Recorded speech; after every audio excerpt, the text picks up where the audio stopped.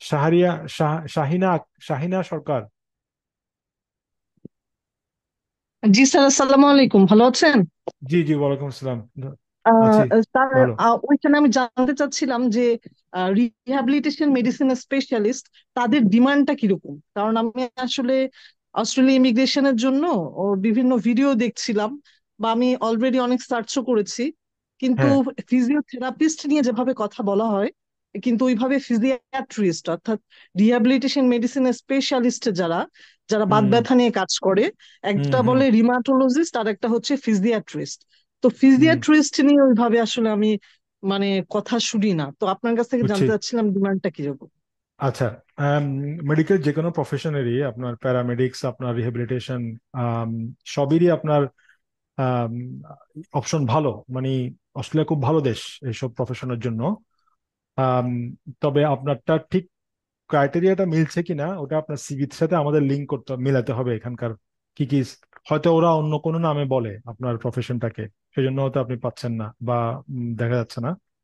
So তো আপনি CV দিয়ে আপনি দিলে, আমাদের সাথে যোগাযোগ করলে ওদের মাধ্যমে লোকাল অফিসে, ওখান থেকে আমরা আপনাকে দেখে তারপরে বলতে পারবো যে আপনি এই প্রফেশনটা আপনার জন্য ফিট হবে বা কোনটা হবে ওদের সেটা। ওইখানে যেটা বলে স্কিল অকুপেশন লিস্টে আমি যে ভিসাগুলোতেই দেখেছি, ম্যাক্সিমাম ভিসাতেই হচ্ছে জি। স্পেশালিস্ট ফিজিশিয়ান নেক, এনইসি, এনইসি, হ্যাঁ। স্পেশালিস্ট হ্যাঁ, হ্যাঁ।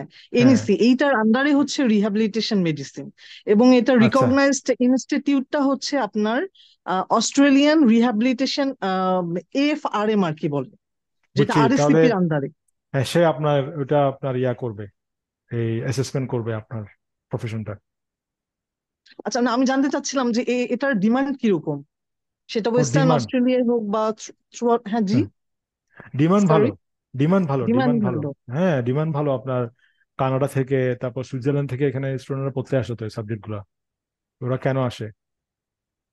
আচ্ছা, মানে হুম আসলে বাংলাদেশ থেকে খুব কম সংখ্যক, মানে ম্যাক্সিমাম যারা যায় তারা হচ্ছে এএমসি করে যায়, এবং জুনিয়র ডক্টর যারা তারা যায়, কিন্তু হুম যারা সিনিয়র মানে আমার মতো সিনিয়র যাদের একটু বয়স হয়ে গেছে, হুম। কনসালটেন্ট লেভেলে চলে গেছে, যেমন আমি এখন বাংলাদেশে কনসালটেন্ট হিসেবে প্র্যাকটিস করছি, তো হ্যাঁ। তাদের ক্ষেত্রে হচ্ছে এই যে অ্যাসেসমেন্টের মাধ্যমে যেটা যেতে হয়, হুম প্রবলেম হয়ে গেছে যে আসলে এই অ্যাসেসমেন্টের যে ইনফরমেশন গুলো ওরা চায়, আমি কিন্তু মানে আসলে অনেক কিছু দেখে ফেলেছি, মানে আমি আমার যেটা বিশ্বাস আমি করতে পারবো, কিন্তু হুম। তারপরেও কিছু জায়গায় যে কনফিউশন তৈরি হয় আসলে, আর মনে হ্যাঁ। হয় যে আসলে ওরা আসলে স্পেসিফিক, কারণ এটাতে কিন্তু অনেক বেশি ইনভেস্টমেন্টের দরকার।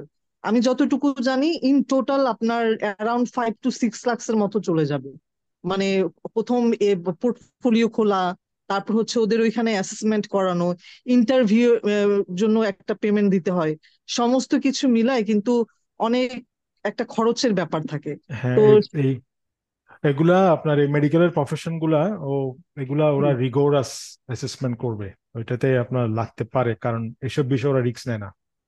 বিশেষ করে জি মেডিকেলের আপনাদের এই সাবজেক্ট গুলোতে, এগুলার হাইলি কোয়ালিফাইড প্রফেশন, এবং বেতনও অনেক বেশি। জি যদি আপনি এই 5-6 লাখ টাকার যে রিস্ক নিয়ে যদি আপনি করতে পারেন বা আসতে পারেন, তাহলে ওই জি 5-6 লাখ টাকা আপনার প্রায় আপনার 2-3 মাসের, 1 মাসের ইনকাম। আপনাকে জি ওভাবে চিন্তা আচ্ছা, ওইভাবে। আমার কথা হচ্ছে কষ্ট করে 5-6 লাখ টাকা ইনভেস্ট করা যায়, কিন্তু হ্যাঁ। এটার পরে যখন আমাকে, কারণ এটা ওরা যে অ্যাসেসমেন্টে, হ্যাঁ। আমাদের যেটা অ্যাসেসমেন্ট সেখানে কিন্তু ওরা কম্পারেবল বলে, একটা পার্শিয়ালি কম্পারেবল, একটা সাবস্টেন্সিয়ালি কম্পারেবল, আর একটা হচ্ছে হুম নন কম্পারেবল। তো হুম। নন বুঝছি। কম্পারেবল মানে হচ্ছে টোটালি 6 লাখস হচ্ছে ওয়েস্টেজ অফ মানি, মানে সেই ক্ষেত্রে আসলে ভয়টা লাগে। তো এই ক্ষেত্রে হ্যাঁ। আপনার কনসালটেন্সি মানে হ্যাঁ, কি হেল্প করে, ডক্টরদের নিয়ে কাজ করে? আমরা সবগুলো নিয়েই করি। তবে অ্যাসেসমেন্ট তো আর আমরা করব না, অ্যাসেসমেন্ট ওরাই করবে। হ্যাঁ। তো আমরা হয়তো আপনাকে আচ্ছা, টেকনিক্যাল টার্ম গুলা বা টেকনিক্যাল, আমরা আমাদের ওভারঅল আইডিয়া থেকে আপনাকে বলতে জি পারবো যে আপনার এই জিনিসটা লাগবে, এটা লাগবে, লাগবে না, ওইটা আমরা বলতে পারবো। কিন্তু অ্যাসেসমেন্ট আমরা করবো না, বা আমাদের ওখানে কোনো হাত নাই বা কারো কোনো হাত নাই। অ্যাসেসমেন্ট ওরাই করবে।